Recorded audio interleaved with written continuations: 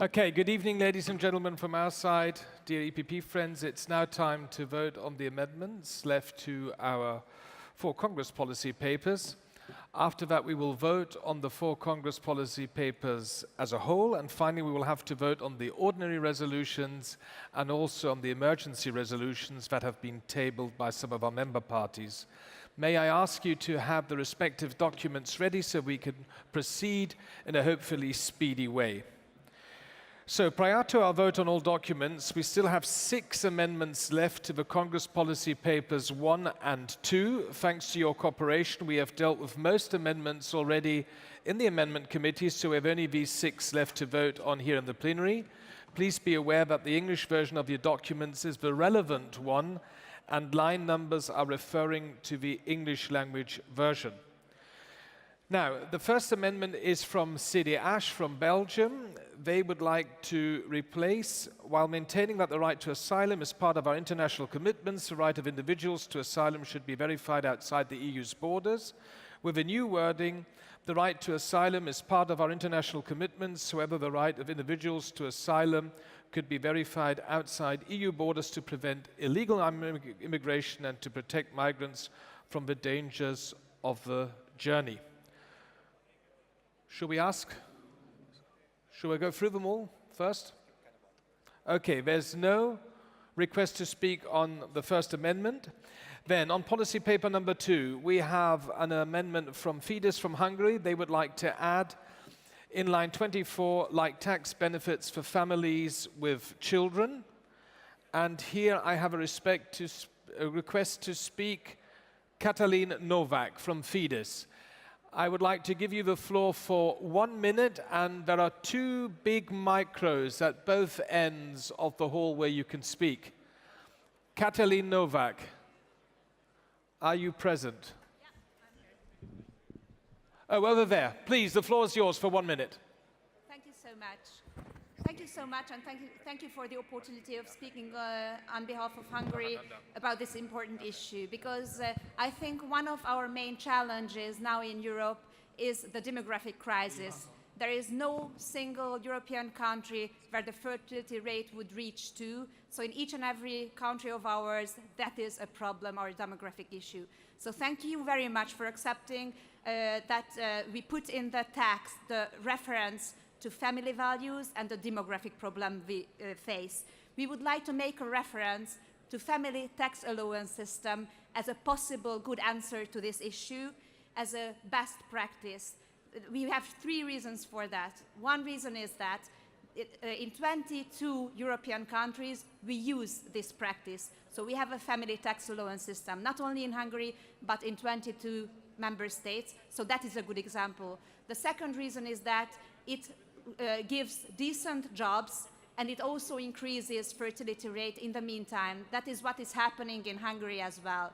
And the third reason is that it empowers people, it gives good working opportunity, and also by that it empowers the economy of our European community. So I think these are 3 good reasons so that we put this reference as a best practice into the text. And thank you very much in advance for your support. I think we need strong families, strong family policies, so that we can overcome our demographic crisis in Hungary. Thank you so much. Okay, thank you, Ms. Novak. Now, I would suggest that we forgot to vote on the first amendment by CDH. So I will first start with the first amendment on policy paper 1, line 103. Who's in favor of the CDH amendment? Please show cards.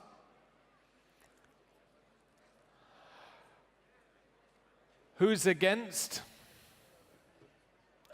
Abstentions? And this has been adopted. Then we come to the second amendment, which was we just had an intervention in favor from Ms. Novak. Who's in favor? Against? Abstentions? This has also been adopted. We come to the third amendment. This is from Nea Demokratia from Greece. Would the introducing party like to take the floor? That is obviously not the case. Then we can vote. Who's in favor of the Nea Demokratia amendment for line 126? In favor? Against? Abstentions? This has also been carried. The fourth amendment is from the German CDU. It is just one sentence. It says, this must be observed, especially for national debts. We direct the issuing of Eurobonds. Do we have a respect to speak? We have no request to speak. Would somebody like to take the floor? The one and only Elmar Brok, please, 1 minute.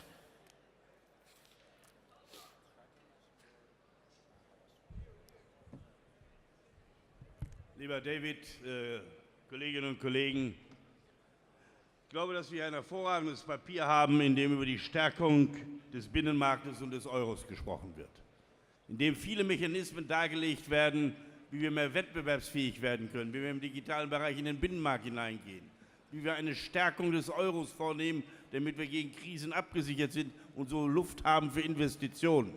Das ist ein vernünftiger marktwirtschaftlicher Weg, nach vorne zu gehen, um Fortschritt zu erreichen. Und wir sollten uns hier deutlich absetzen von den Sozialisten und noch weiter links stehenden Kräften, die sagen, wir müssen eine Schuldenunion gründen. Es muss klar sein, dass wir Europa solidarisch, da steht hier alles drin, auch mit Kohäsionsmitteln und so weiter, füreinander arbeiten. Aber es kann nicht sein, dass konditionslos Schulden von einem Land zu Lasten anderer Länder gemacht werden. Und ich glaube, es ist eines der Punkte in diesem Papier, in dem wir den klassischen Gegensatz zu einer vorwärtsgreifenden, arbeitsplatzschaffenden Politik betreiben können, die wir betreiben, wo wir Erfolge haben gegenüber einer sozialistischen Politik, die nur über Schulden nachdenkt und auf diese Art und Weise die Zukunft Europas verrät. Und deswegen möchte ich Sie bitten, diesem Antrag der CDU zuzustimmen. Vielen Dank, Elmar Brok. Further requests to speak are not the case. Then we can vote on this amendment from the German CDU regarding line 137. Who is in favor? Against? Abstentions? So this time we have to count. So we're going to check this. Who's in favor? Please show cards.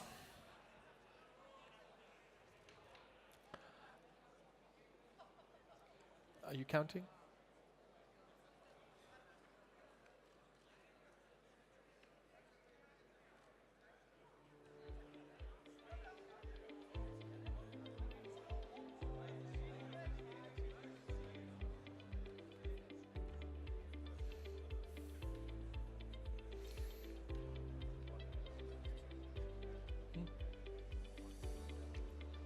Hast du?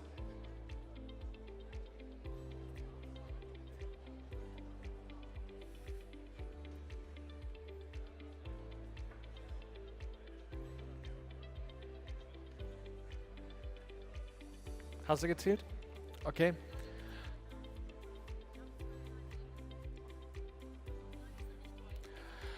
We're not finished yet. Please keep your hands up.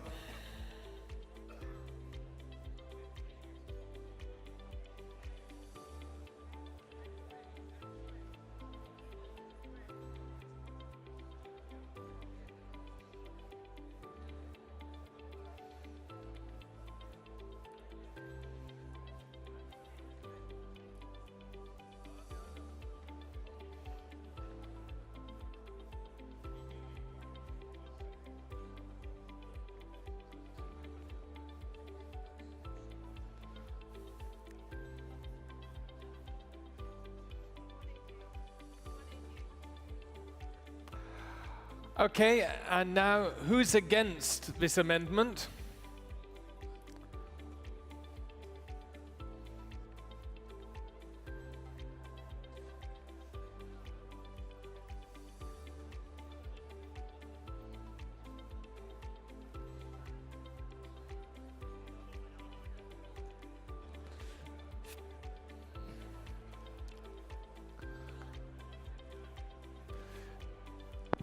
Enthaltungen zählen nicht mit, ne?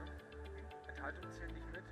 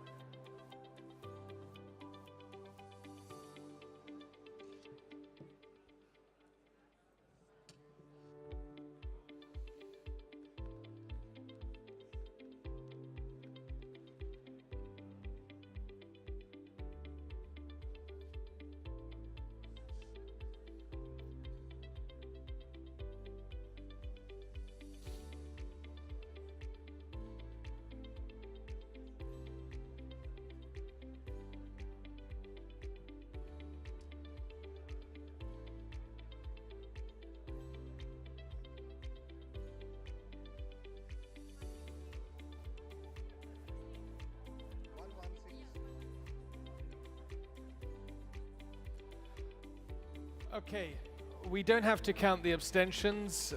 We have counted here, the ladies have, it was 188 votes in favor and 116 against. So this amendment has been adopted. We come to the fifth amendment, also from the German CDU.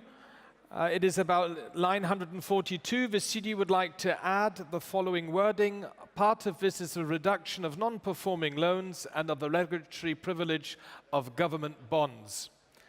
We have no requests to speak, so who is in favor? Please show your card. Who is against?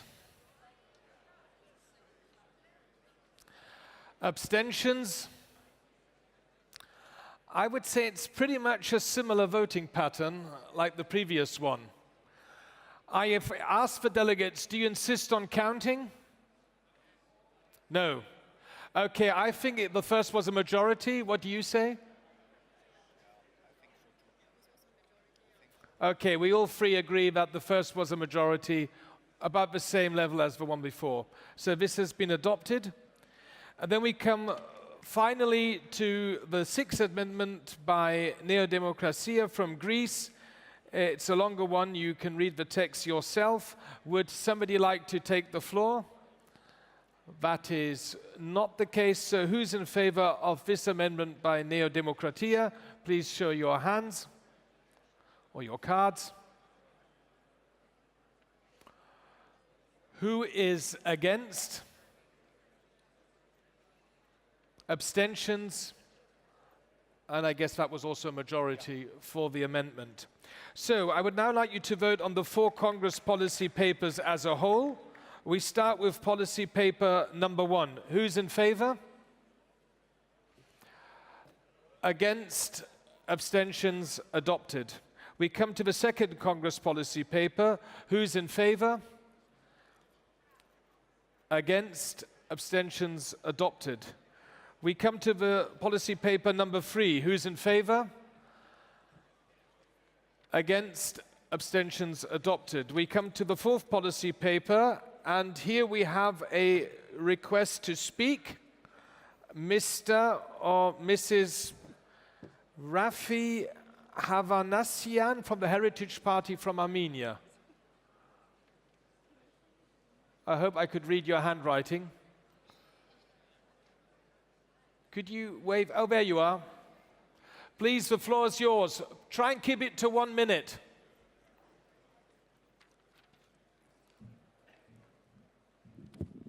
Thank you, Mr. Chairman. Dear colleagues, it's my privilege to rise in favor of this policy paper, which speaks to the existential connectivity for Europe and the world of democracy, rule of law, good governance, and security.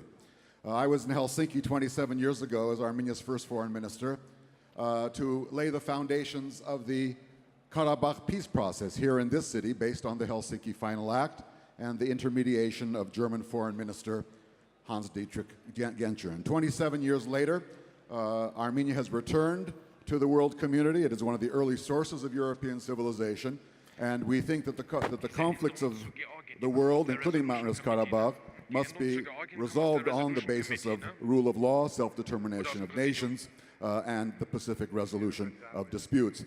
The democratic developments in Armenia also raise a challenge for the European Union, for Armenia and similarly situated, to engage with each other and to bring the relevance of these precepts, these European precepts, into the international arena. It is our hope that in the future you will see the name Armenia in resolutions that include today Georgia, Moldova, and Ukraine.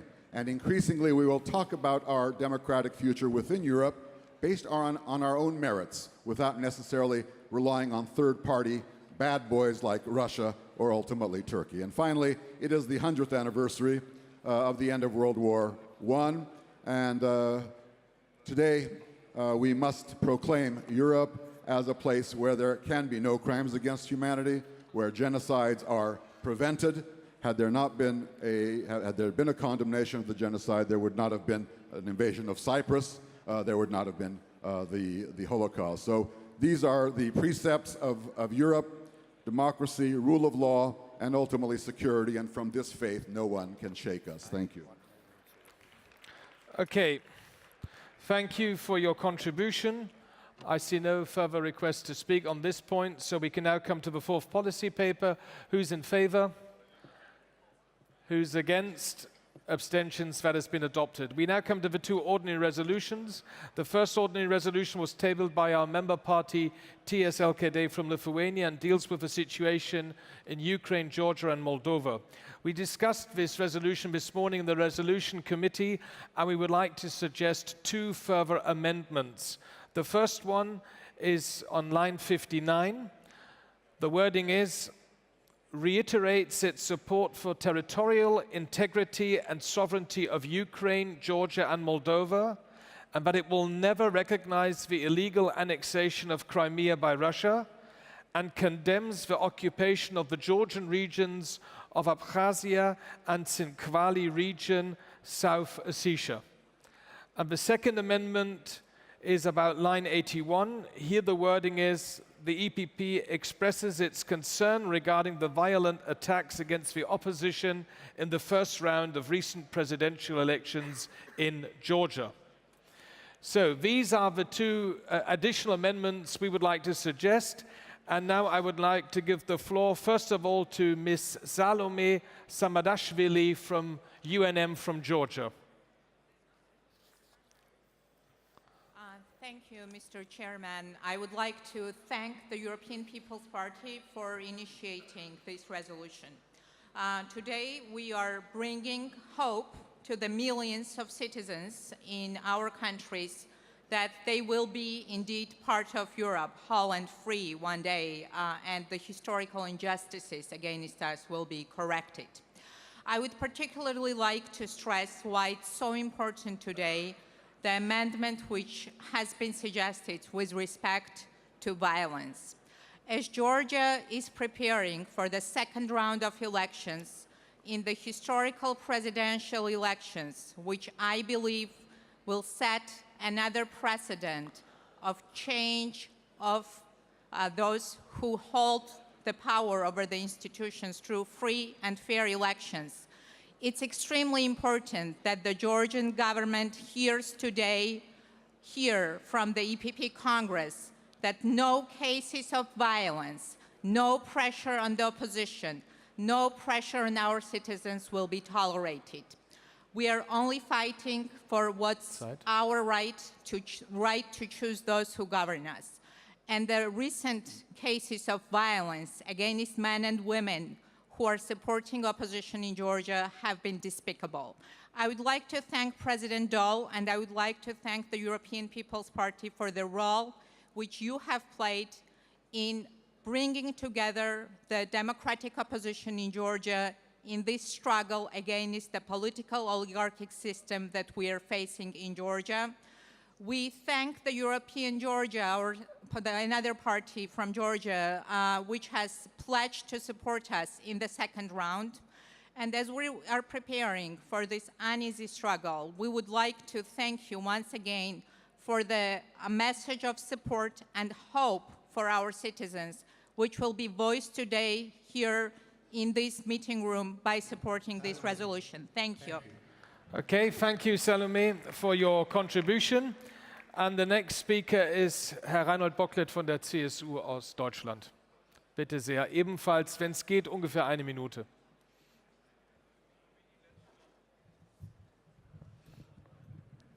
Herr Vorsitzender, verehrte Kolleginnen und Kollegen!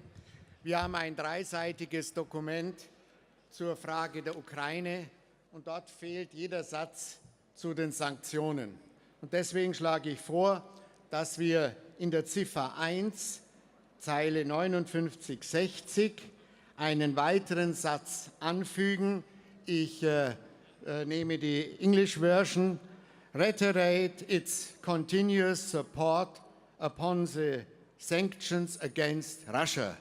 Dieser Satz müsste an den ersten angefügt werden. Dann, glaube ich, ist das alles komplett. Dankeschön.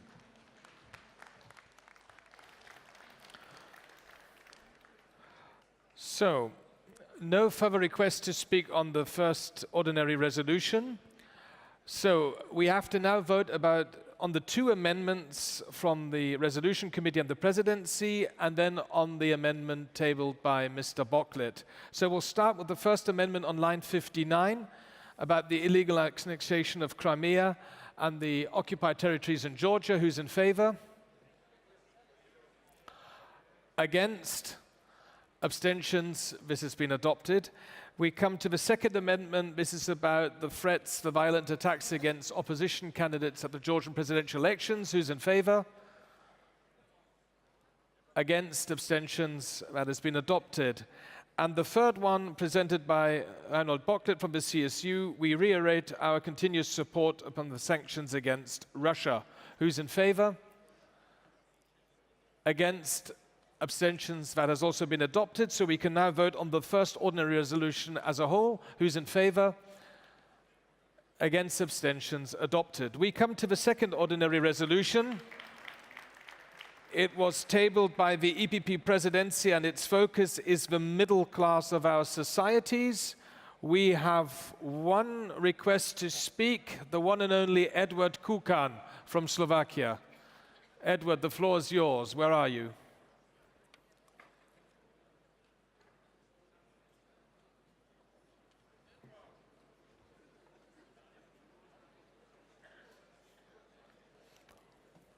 Over there, he's coming.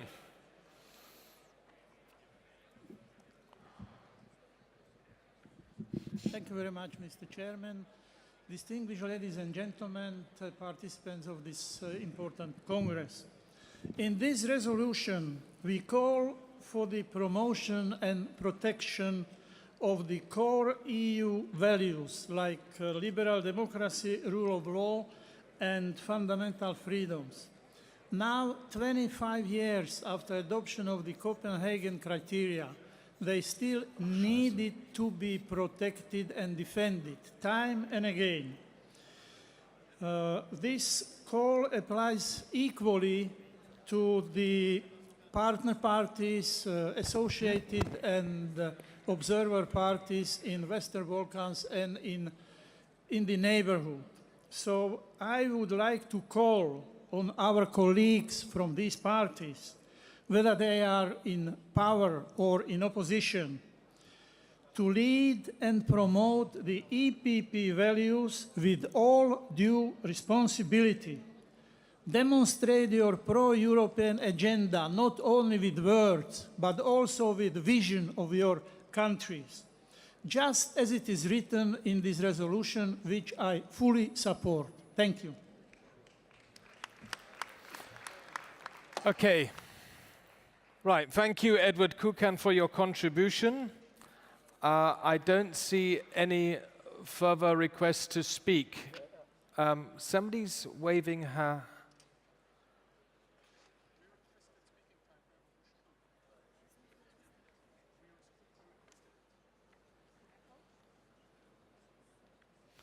Have you requested speaking?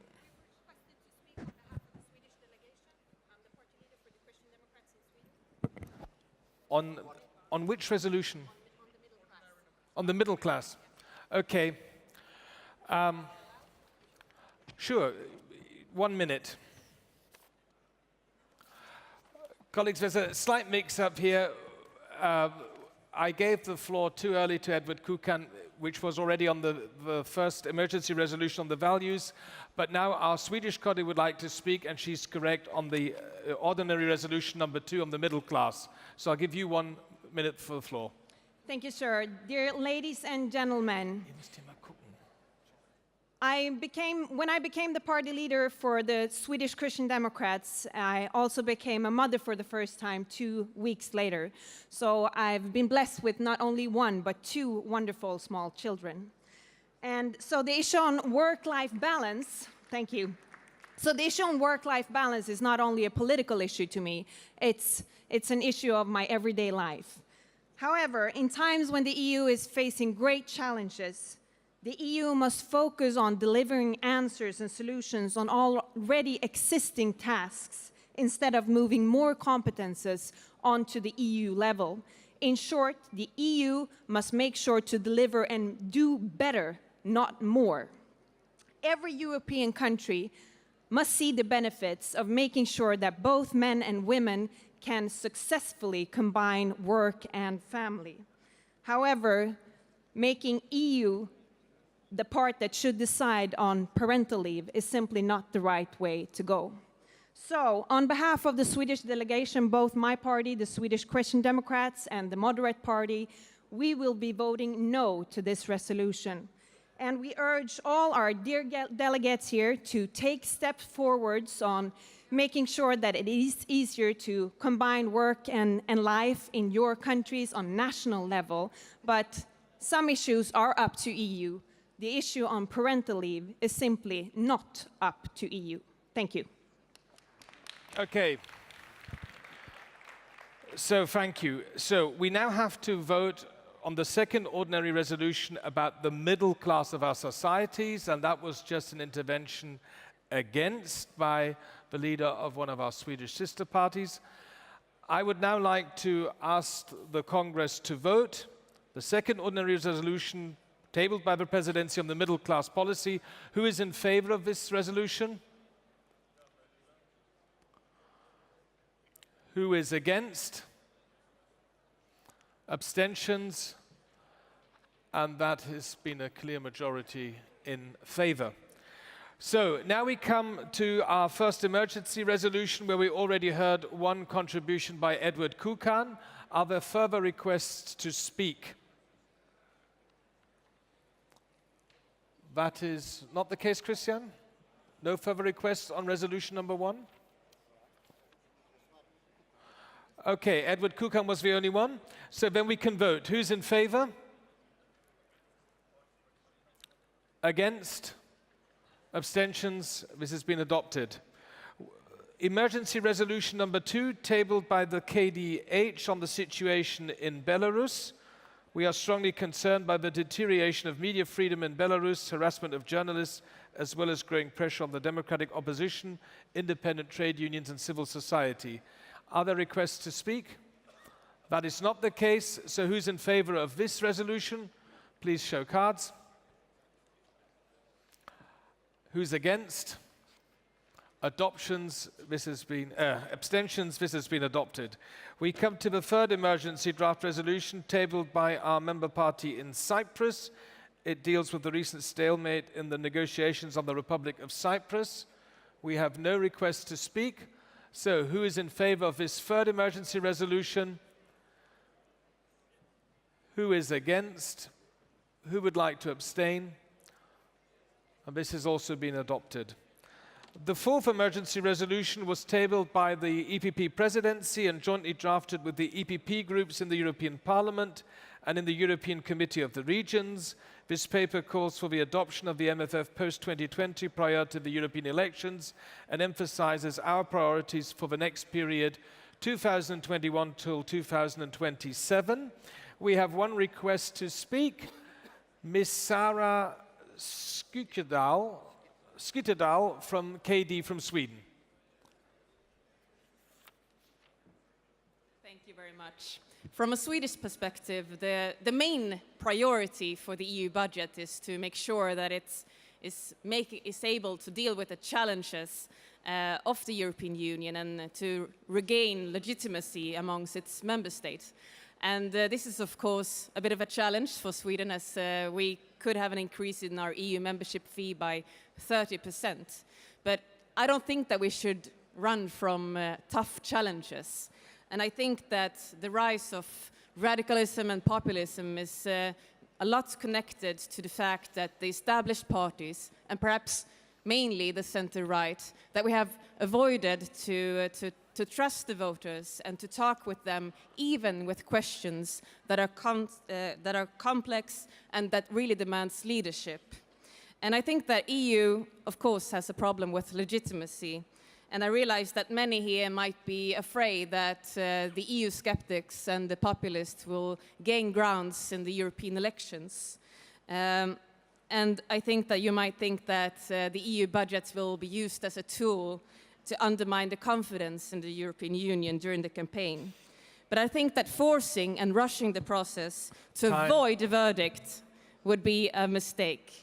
I think that we should not run from tough challenges, but to face them. So this is the reason that why the Swedish Christian Democrats will vote against the adoption of this resolution. Thank you.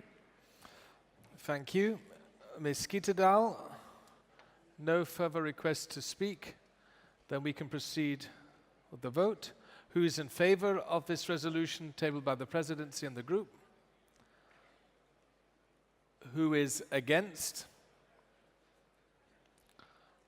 Abstentions? And this has also been adopted. We come to emergency resolution number 5, tabled by PNL from Romania. It deals with the worrisome situation in Moldova. Do we have a request to speak? That is not the case. So who's in favor of this resolution? Against? Abstentions? And this has been carried. The emergency resolution number 6 was tabled by Katie from Sweden and addresses the human rights violations in the Palestinian territories. We have a request to speak. Our friend Lars Adaktusson. Please, the floor is yours. Try and keep it to 1 minute. Thank you, David.